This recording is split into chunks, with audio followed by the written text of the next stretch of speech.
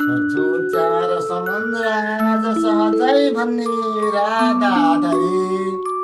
श्रीरामका चरण र बिन्द मनले अत्यन्त चिन्तन गरे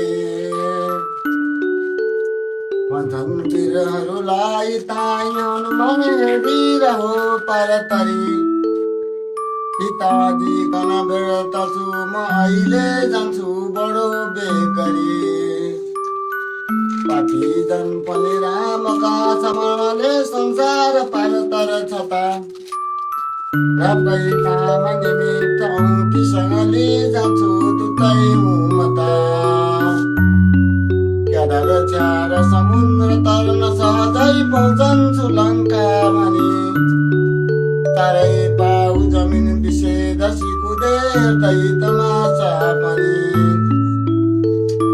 दक्षिण तर्फ मुख गरी कन कुन्न बस्ता उपर नजर दिएका दुनु पाउ दस्ता सोधो गराइकन घाँटी कुदे जसैता